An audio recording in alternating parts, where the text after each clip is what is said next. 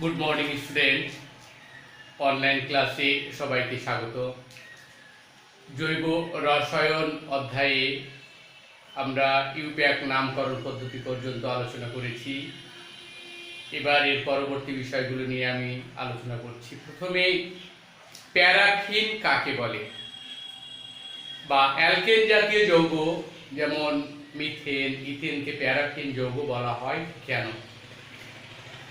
এক্ষেত্রে প্যারাফিন ইংরেজি শব্দটি এসছে ল্যাটিন শব্দ থেকে, যার মূল শব্দ হচ্ছে প্যারাম। প্যারাফিনকে ভাঙলে দুটো উৎপন্ন হবে। প্যারাম শব্দের অর্থ হচ্ছে সাম বা লিটল,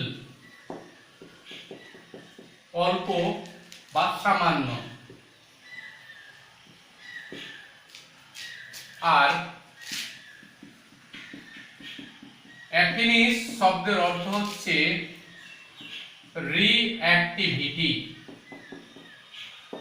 সক্রিয়তা।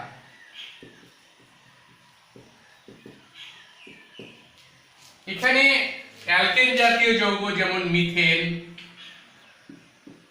ইথেন, এগুলো কার্বন হাইড্রোজেন বা কার্বন কার্বন সমযোজী এক বন্ধন দ্বারা পরস্পরের সাথে যুক্ত থাকে। এই সমযোজী এক বন্ধন একটি সুস্থিত বন্ড, একে ভাঙতে প্রচন্ড তাপ শক্তি প্রয়োজন।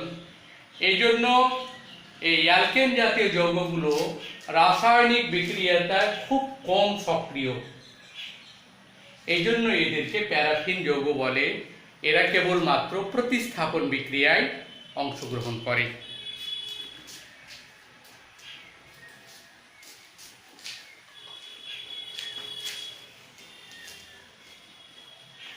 এবারে মার্স গ্যাস কাকে বলে?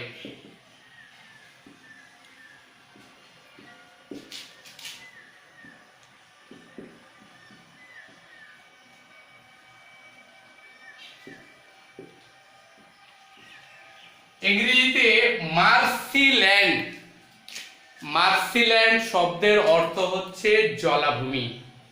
যে সকল আবদ্ধ অব্যবহৃত জলাভূমি, পুকুর, ডোবা, এগুলোতে গাছপালা, ডাল, পাতা, এগুলো ব্যাকটেরিয়া ঘটিত পচনের ফলে মিথেন গ্যাস উৎপন্ন হয়। তাই এই মিথেনকে মার্স গ্যাস বলা হয়। তাহলে মার্স গ্যাস কাকে বলে? তো মার্স গ্যাস বলা হয় মিথেনকে, কারণ এগুলো আবদ্ধ জলাভূমিতে দীর্ঘদিন গাছের ডালপালা, পাতা পচনের, ব্যাকটেরিয়া ঘটিত পচনের মাধ্যমে এই মিথেন গ্যাস উৎপন্ন হয়।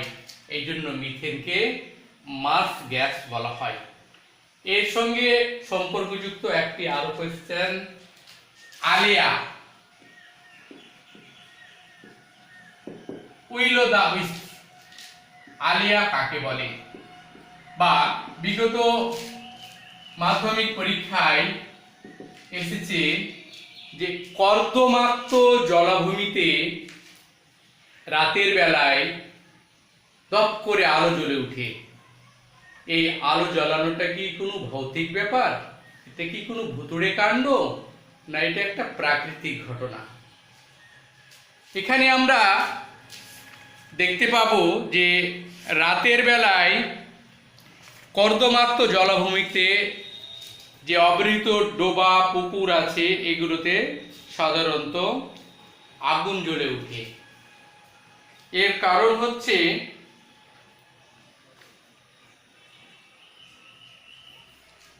যে অব্যবহৃত পুকুর, ডোবা, এগুলোতে গাছপালার পচনের, ডালপালা, পাতা পচে ব্যাকটেরিয়া দ্বারা পচনের ফলে মিথেন গ্যাস উৎপন্ন হয়।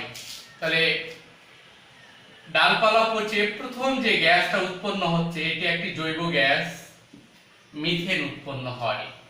এই মিথেনের সঙ্গে আরো দুটি গ্যাস, যেমন ফসফিন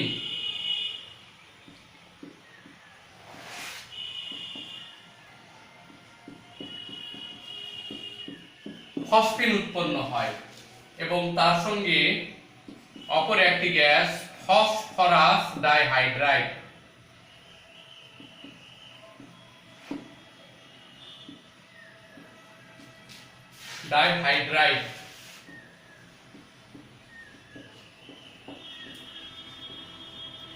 এর সংকেত হচ্ছে P2H4।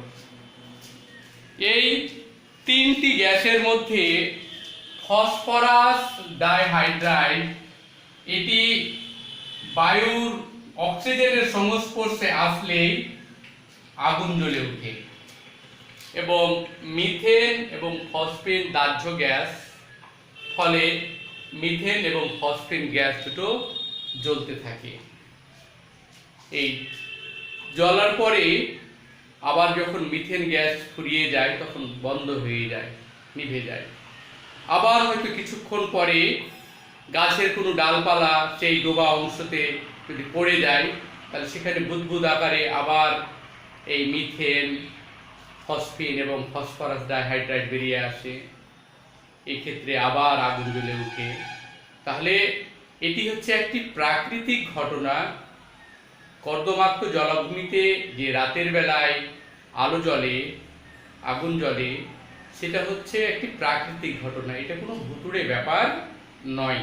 এবং এই আলিয়ার জন্যই দায়ী হচ্ছে মিথেন, ফসফিন এবং ফসফরাস ডাইহাইড্রাইড।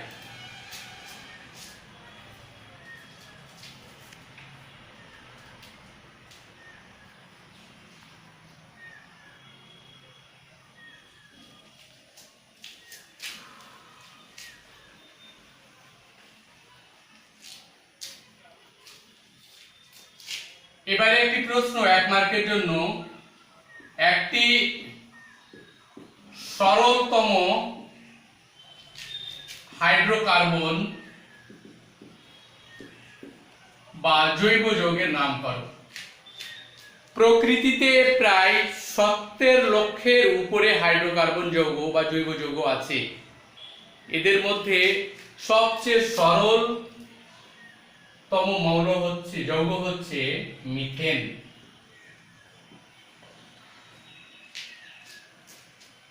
আর একটি কোশ্চেন প্রায় আসে যে একটি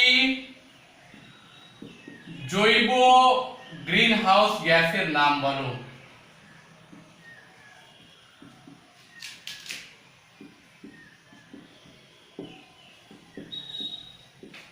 সেই ক্ষেত্রে উত্তরটি হচ্ছে আবার মিথেন। মিথেন যেহেতু গাছপালা পচনের ফলে বা বায়োগ্যাস থেকে, গোবর থেকে আমরা মিথেন পাই, এই জন্য মিথেন হচ্ছে একটি জৈব গ্রিন হাউস গ্যাস।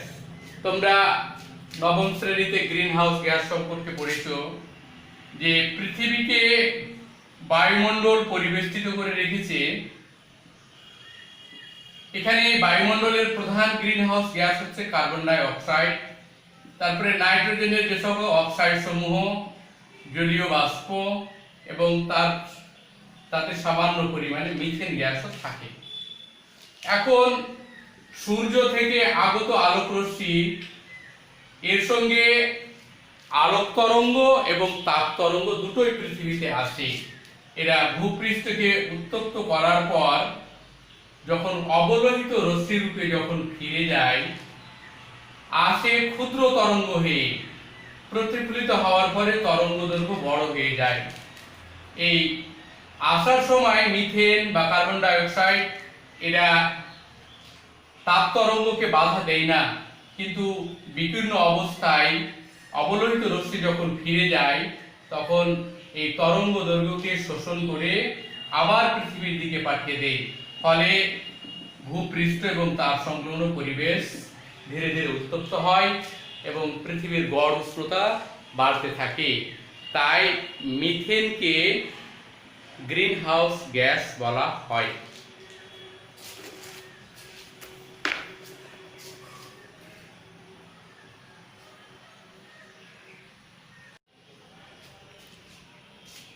এবারে আমরা আলোচনা করব মিথেন, ইথিলিন, অ্যাসিটিলিনের শিল্প উৎস এবং এদের ব্যবহার সম্পর্কে।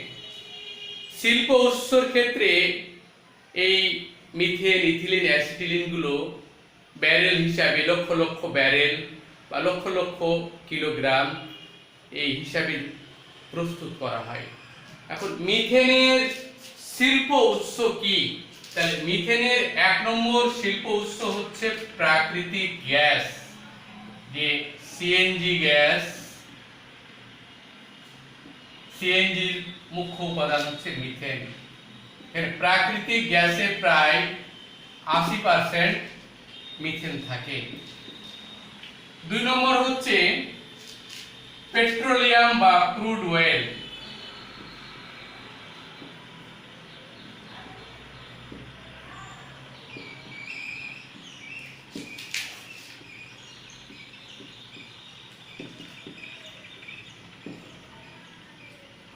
এখানে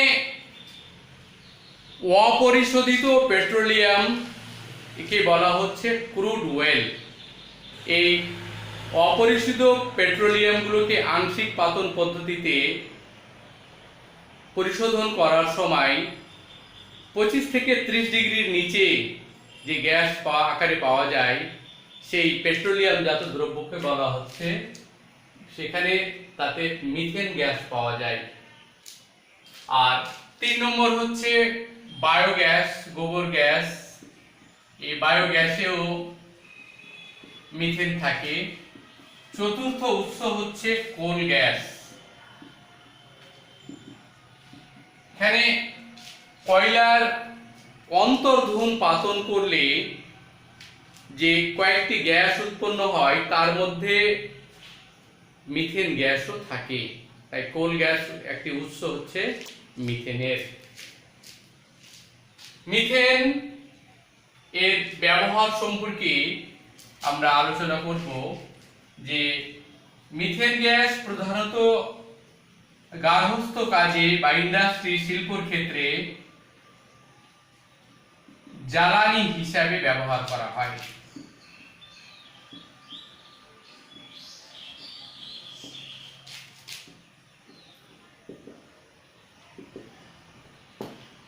কারণ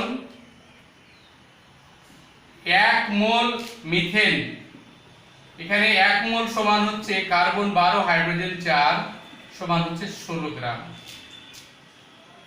1 মোল মিথেন দহনে 213 কিলো ক্যালোরি তাপ শক্তি উৎপন্ন হয়। তাহলে মিথেনের দহন মূল্য হচ্ছে 213 কিলো ক্যালোরি পার মোল। মিথেন একটি দাহ্য গ্যাস এবং প্রচুর তাপ উৎপন্ন হয়। এই জন্য পেট্রোকেমিক্যাল, সিমেন্ট কারখানা বা গার্হস্থ্য বাড়িতে রান্নার কাজে জ্বালানি হিসাবে এই মিথেনের ব্যবহার খুবই দেখা দেয়।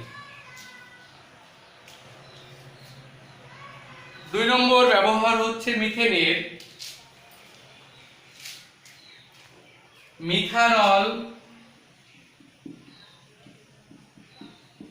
ফর্মালডিহাইড, এগুলো শিল্প প্রস্তুতিতেও ব্যবহার করা হয়। 3 নম্বর, মিথেনকে 1400 থেকে 1500 ডিগ্রি সেন্টিগ্রেড উষ্ণতায় উত্তপ্ত করে এখান থেকে অ্যাসিটিলিন গ্যাস উৎপন্ন করা হয়। 4 নম্বর, যে মিথেনকে অসম্পূর্ণ দহন করলে বা 1000 ডিগ্রি সেন্টিগ্রেড উষ্ণতায় উত্তপ্ত করলে এখানে কার্বন প্লাস হাইড্রোজেন, এই কার্বনকে বলা হয় কার্বন ব্ল্যাক, যা ছাপার কালি, প্রিন্টের কালি এগুলো প্রস্তুত করতে, জুতোর কালি এবং রবারের টায়ার, কার্বন পেপার এগুলো প্রস্তুত করতে ব্যবহার করা হয়। তাহলে 1 মার্কের জন্য যে মিথেনের শিল্প উৎস কি? শিল্প উৎস হচ্ছে প্রাকৃতিক গ্যাস, প্রায় 80% থাকে। তারপরে পেট্রোলিয়ামজাত দ্রব্য বা ক্রুড অয়েল, 3 নম্বর বায়োগ্যাস, 4 নম্বর হচ্ছে কোল গ্যাস। এগুলো হচ্ছে মিথেনের শিল্প উৎস। প্রধান ব্যবহার, এটি দাহ্য গ্যাস বলে এটিকে জ্বালানি হিসাবে ব্যবহার করা হয়। কার্বন ব্ল্যাক, ছাপার কালি, জুতোর কালি, টায়ার এবং মিথেন থেকে অ্যাসিটিলিন এবং মিথানল, ফর্মালডিহাইড এগুলো শিল্প প্রস্তুতিতেও মিথেনের ব্যবহার উল্লেখযোগ্য।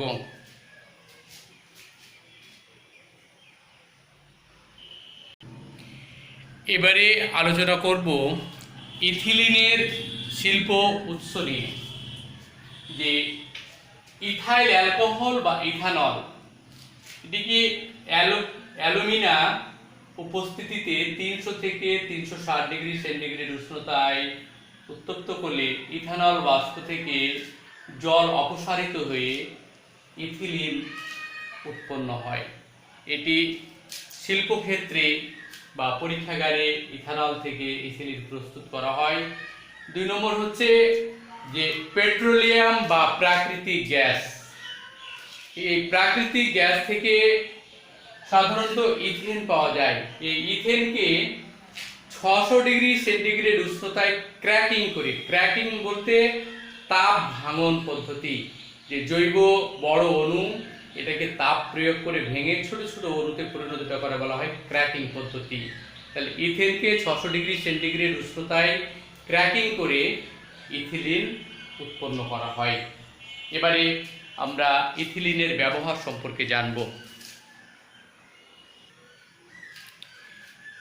ইথিলিনের প্রধান ব্যবহারগুলির মধ্যে হচ্ছে যে কাঁচা ফলকে পাকাতে, আম, কলা এই জাতীয় যদি কাঁচা ফল থাকে সেগুলো পাকাতে কিংবা সংরক্ষণে ইথিলিন গ্যাস ব্যবহার করা হয়। এটি 1 নম্বরের জন্য আসে। 2 নম্বর, আমরা পলিইথিলিন বা সংক্ষেপে বলা হয় পলিথিন, এই যে প্লাস্টিক জাতীয় দ্রব্য, যার বোতল, পিভিসি পাইপ, বর্ষাতি, গামবুট, তারপরে মেঝের প্লাস্টিকের চাদর, টালি, জুতোর সোল এগুলো প্রস্তুত করতে বা পলিথিন তৈরি করতে ইথিলিন লাগে। আর যুদ্ধক্ষেত্রে বিষাক্ত মাস্টার্ড গ্যাস প্রস্তুতিতেও এর ব্যবহার আছে। এছাড়া গ্লাইকল প্রস্তুতিতে এবং বর্ষাতি বা রেনকোট প্রস্তুতিতে পলিথিনের তথা ইথিলিনের ব্যবহার যথেষ্ট দেখা যায়। অ্যাসিটিলিন গ্যাসকে মুক্ত অবস্থায় পাওয়া যায় না। কোল গ্যাসে খুব সামান্য পরিমাণে অ্যাসিটিলিন গ্যাস থাকে। এটি মিথেন থেকে প্রস্তুত করা হয়। যে CH4 মিথেনকে যদি 1500 ডিগ্রি সেন্টিগ্রেড উষ্ণতায় এবং বায়ু থেকে যদি কম চাপে এবং 0.1 সেকেন্ড এই অল্প সময়ের মধ্যে যদি তাপ প্রয়োগ করা হয় বা পরিচালনা করা হয়, তাহলে এটি ভেঙে গিয়ে অ্যাসিটিলিন গ্যাস উৎপন্ন করে। এটিকে আমরা যদি ভেঙে বুঝাই তাহলে মিথেন,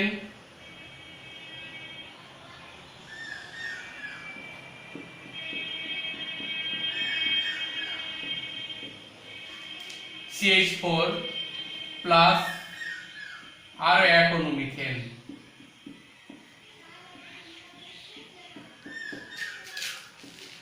একে যদি 15 ডিগ্রি সেন্টিগ্রেড উষ্ণতায় উত্তপ্ত করা হয়, এখান থেকে মিথেন এই 3 অণু 6টি পরমাণু হাইড্রোজেন অপসারিত হয়ে যাবে।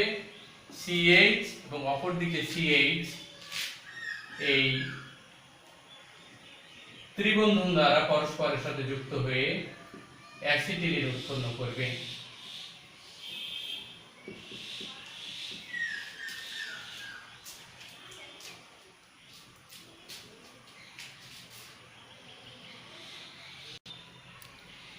পরীক্ষাগারে অ্যাসিটিলিনের গ্যাসকে প্রস্তুত করতে গেলে ক্যালসিয়াম অক্সাইড অর্থাৎ পোড়াচুন এবং কোক এই দুটির মিশ্রণকে 2500 থেকে যদি 3000 ডিগ্রি সেন্টিগ্রেড উষ্ণতায় উত্তপ্ত করা হয় তাহলে ক্যালসিয়াম কার্বাইড এবং কার্বন মনোক্সাইড উৎপন্ন হয়।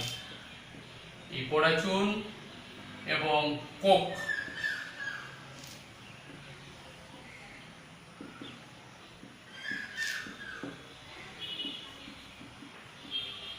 ক্যালসিয়াম অক্সাইড বা পোড়াচুন এবং কার্বনের একটি রূপভেদ হলো কোক কয়লা, যেটা এর মিশ্রণকে 2500 থেকে 3000 ডিগ্রি সেন্টিগ্রেড উষ্ণতায় যদি উত্তপ্ত করা হয় তাহলে ক্যালসিয়াম কার্বাইড CaC2 প্লাস কার্বনের সাথে অক্সিজেন যুক্ত হয়ে কার্বন মনোক্সাইড উৎপন্ন হয়। এই ক্যালসিয়াম কার্বাইডের সঙ্গে যদি জল মিশানো হয় তাহলে অ্যাসিটিলিন এবং ক্যালসিয়াম হাইড্রোক্সাইড উৎপন্ন হবে।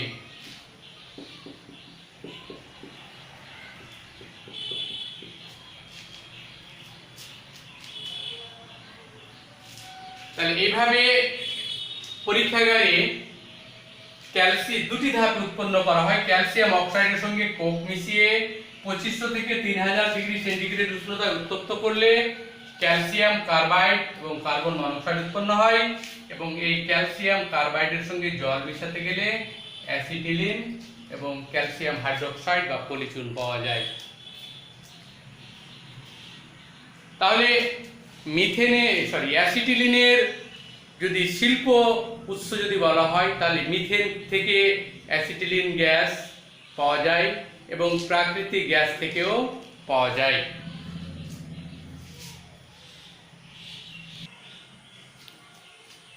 অ্যাসিটিলিনের প্রধান ব্যবহারগুলির মধ্যে যে সাধারণত আমরা গ্রিলের কারখানায় ওয়েল্ডিং বা ধাতু ঝালাইয়ের কাজে অক্সিজেনের সঙ্গে অ্যাসিটিলিন গ্যাস মিশিয়ে অক্সিঅ্যাসিটিলিন, যা চলনাঙ্ক হচ্ছে 3200 ডিগ্রি সেন্টিগ্রেড উষ্ণতায় উৎপন্ন হয় এবং এর সাহায্যে ধাতুগুলোকে ঝালাইয়ের কাজে এই গ্যাস ব্যবহার করা হয়। এখান থেকে বিগত মাধ্যমিকে 1 মার্কের জন্য এসেছে যে ঝালাইয়ের কাজে অক্সিজেনের সঙ্গে অপর কোন গ্যাস ব্যবহার করা হয়।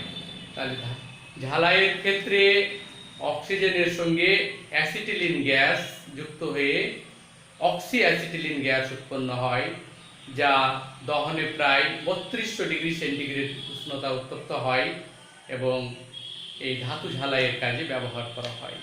2 নম্বর, যে কার্বাইড গ্যাস বাতি। এখানে আমরা গ্রামগঞ্জে যেসব পূজা পার্বণ বা ঈদ মেলা যেগুলো বসে সেখানে যেসব লোকেরা বেচা কিনা করতে আসে তাদের একটা প্রদীপের মতো অংশ দেখতে পাই, যেখানে লণ্ঠনের মতো নিচের অংশটা হচ্ছে আকৃতির, এখানে একটা পাইপের মতো থাকে। এর ভিতরে এরা জল থাকবে এবং এই মুখ দিয়ে ক্যালসিয়াম কার্বাইড এই শুক্রগুলো যখন এর ভিতরে দেওয়া হয় তাহলে জলের সংস্পর্শে আসলে অ্যাসিটিলিন গ্যাস বেরিয়ে আসে। অ্যাসিটিলিন একটি দাহ্য গ্যাস, নীলশিখা সহ জলে। এই জন্য কার্বাইড গ্যাস বাতিতে অ্যাসিটিলিন গ্যাস ব্যবহার করা হয়। এটি 1 মার্কের কোয়েশ্চেন। কার্বাইড গ্যাস বাতিতে যে গ্যাসটি জ্বলে সেটি কি? তাহলে সেটি হচ্ছে অ্যাসিটিলিন। তারপরে 3 নম্বর ব্যবহার হচ্ছে প্লাস্টিক এবং কৃত্রিম রবার প্রস্তুতিতে। তারপরে অদাহ্য দ্রাবক তৈরি করতে, যেমন টেট্রাক্লোরোঅ্যাসিটিলিন, এর নাম হচ্ছে ওয়েস্ট্রন টেট্রাক্লোরোঅ্যাসিটিলিন, এবং ট্রাইক্লোরোইথিলিন ওয়েস্ট্রল এটাকে বলা হয়। এগুলো হচ্ছে অদাহ্য দ্রাবক তৈরি করতেও অ্যাসিটিলিনের ব্যবহার আছে।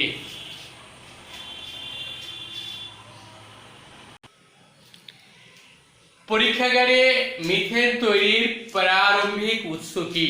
এটি বিগত মাধ্যমিক পরীক্ষায় এসেছে যে প্রারম্ভিক উৎস বলতে বিক্রিয়ক পদার্থ, সেটা হচ্ছে এক নম্বরে সোডিয়াম অ্যাসিটেট CH3COO এর সঙ্গে সোডা লাইম হচ্ছে সোডিয়াম হাইড্রোক্সাইড এবং ক্যালসিয়াম হাইড্রোক্সাইড, এই দুটির মিশ্রণকে বলা হয় সোডা লাইম।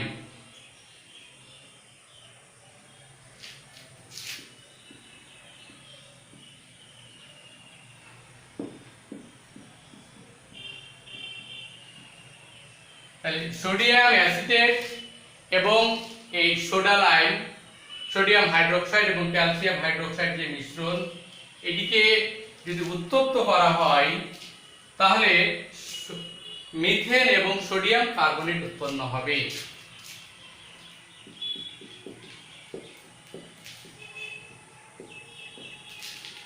তাহলে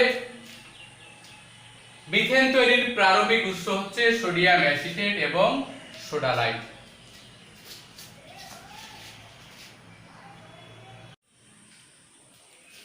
এলপিজির পুরো নাম লিকুইফাইড পেট্রোলিয়াম গ্যাস বা তরলীকৃত পেট্রোলিয়াম গ্যাস।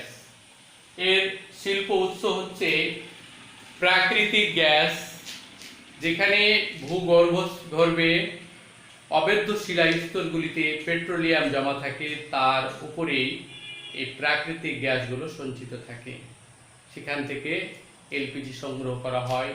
তারপরে পেট্রোলিয়াম জাত দ্রব্য, এগুলো পেট্রোলিয়ামের শিল্প প্রস্তুতিতে, যেখানে পেট্রোল, ডিজেল, কেরোসিন এগুলো আংশিক পাতন পদ্ধতিতে পরিশ্রুত করা হয়। এখানে 25 থেকে 30 ডিগ্রি সেন্টিগ্রেডের নিচে যে সমস্ত পেট্রোলিয়ামজাত পদার্থ পাওয়া যায় বা ইথেনকে ক্র্যাকিং করে তাপ ভাঙন পদ্ধতিতে বড় অণুকে ভেঙে ছোট অণুকে পরিণত করতে, এই পদ্ধতিটিকে বলা হয় ক্র্যাকিং পদ্ধতি। তাহলে এই পদ্ধতিতে পেট্রোলিয়ামের ক্র্যাকিং করে এলপিজি গ্যাস পাওয়া যায়। তাহলে এলপিজির তাপন মূল্য হচ্ছে 50 কিলোজুল পার গ্রাম, বা কোনো কোনো বইয়ে 49 লেখা থাকে যে 1 গ্রাম এলপিজি দহনে 50 কিলোজুল তাপ উৎপন্ন হয়। এবার আমরা আলোচনা করব এলপিজির প্রধান উপাদান বা মুখ্য উপাদান।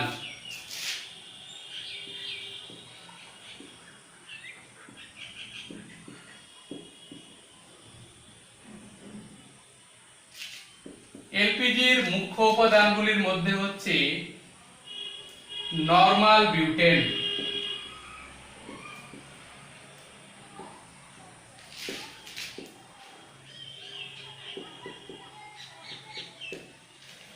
কার্বন কার্বন কার্বন যদি শাখাহীন হয় বিউটেনটি, তাহলে সেটা হবে নরমাল বিউটেন, এবং শাখাযুক্ত যদি হয় তাহলে সেটা হবে আইসোবিউটেন। 3 নম্বর হচ্ছে প্রোপেন,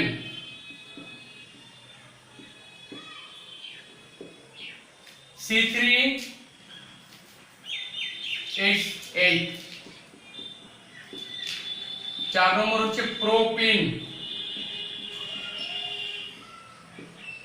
C3H6, এবং 5 নম্বর হচ্ছে ইথেন। তাহলে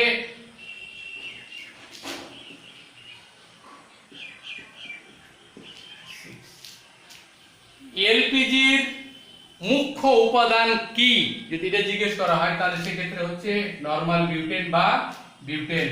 আর যদি জিজ্ঞেস করা হয় এলপিজির মুখ্য উপাদানগুলো কি কি, তাহলে এই ক্ষেত্রে normal butane, isobutane, propane, propene এবং ইথিন।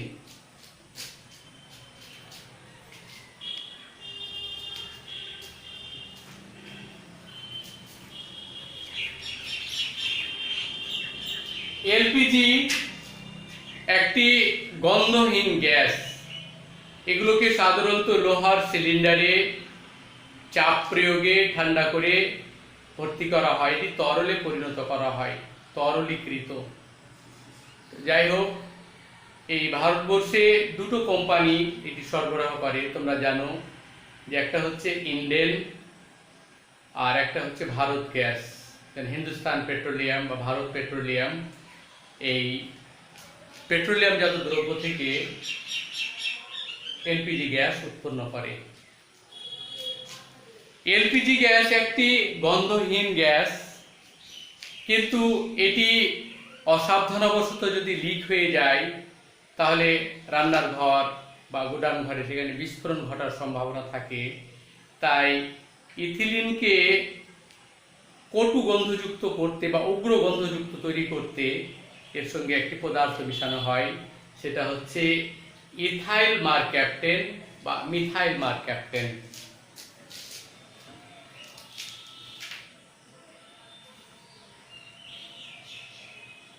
গ্যাসীয় মিথাইল মারক্যাপটেন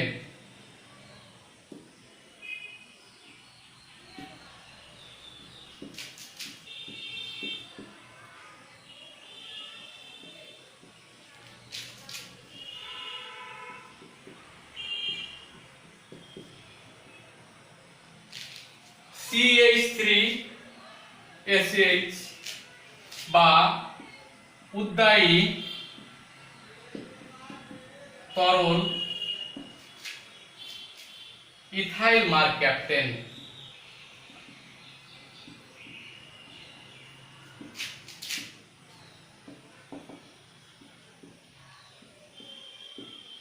এর সংকেত হচ্ছে C2H5SH।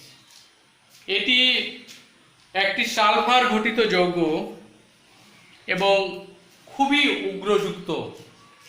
যদি কোথাও আশেপাশে যদি গ্যাস সিলিন্ডার লিক করে এলপিজি গ্যাস বেরিয়ে আসে, তাহলে এই ইথাইল মারক্যাপটেন বা মিথাইল মারক্যাপটেনের যে উগ্র গন্ধযুক্ত আমরা ঘ্রাণের মাধ্যমে অনুভব করব এবং বুঝতে পারবো যে গ্যাস বেরিয়ে হচ্ছে, বলে আমরা সাবধানতা অবলম্বন করতে পারব।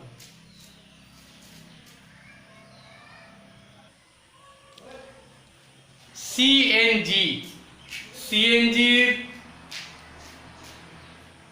পূর্ণ নাম হচ্ছে কম্প্রেসড ন্যাচারাল গ্যাস। সিএনজির পুরো নাম হচ্ছে কম্প্রেসড ন্যাচারাল গ্যাস, সংনমিত প্রাকৃতিক গ্যাস, এবং এর উৎস হচ্ছে প্রাকৃতিক গ্যাস। সিএনজির মুখ্য উপাদানগুলো কি কি? সিএনজির মুখ্য উপাদানগুলির মধ্যে হচ্ছে মিথেন, ইথেন এবং প্রোপেন। এবার যদি বলা হয় যে সিএনজির মুখ্য উপাদান কি, তাহলে সেটা হচ্ছে মিথেন। আর এর তাপন মূল্য 1 গ্রাম সিএনজি দহন করলে 55 কিলোজুল তাপ উৎপন্ন হয়। এটি অবশ্যই তোমরা মনে রাখবে যে সিএনজির তাপন মূল্য হচ্ছে 55 কিলোজুল পার গ্রাম। এটি দাহ্য গ্যাস এবং তুলনামূলক এলপিজি থেকে বেশি তাপ উৎপন্ন করে এবং দূষণের মাত্রাও কম। তাই এটি লৌহ, ইস্পাত এবং সিমেন্টের কারখানায়, এই শিল্প ইন্ডাস্ট্রিয়াল ক্ষেত্রে জ্বালানি হিসাবে ব্যবহার করা হয়। আর 2 নম্বর, যে ডিজেল পেট্রোলের পরিবর্তে যানবাহনে বর্তমানে সিএনজি গ্যাস ব্যবহার করা হচ্ছে। তাহলে যে সমস্ত শহরগুলিতে দূষণের মাত্রা বেশি, যেমন আমাদের ভারতের রাজধানী দিল্লি একটি দূষিত রাজধানী, এখানে ডিজেল এবং পেট্রোলের ব্যবহার কমিয়ে রিক্সা, অটো রিক্সা, তারপরে ট্যাক্সি, বাস, এগুলোর ক্ষেত্রে বর্তমানে সিএনজি ব্যবহার করা হচ্ছে। তাহলে সুপ্রিয় ছাত্রছাত্রী, আমরা এলপিজি এবং সিএনজির দুটো ব্যবহার জানলাম। এবং এলপিজির পুরো নাম হচ্ছে লিকুইফাইড পেট্রোলিয়াম গ্যাস, সিএনজি হচ্ছে কম্প্রেসড ন্যাচারাল গ্যাস। এলপিজির মুখ্য উপাদান বিউটেন, সিএনজির মুখ্য উপাদান হচ্ছে মিথেন। এলপিজির তাপন মূল্য হচ্ছে 49 বা 50 কিলোজুল পার গ্রাম এবং সিএনজি হচ্ছে 55 কিলোজুল পার গ্রাম। এলপিজি রান্নার কাজে, গার্হস্থ্য কাজে জ্বালানি হিসেবে ব্যবহার করা হয় এবং সিএনজিকে যানবাহনে পেট্রোল ডিজেলের পরিবর্তে জ্বালানি হিসাবে ব্যবহার করা হয়।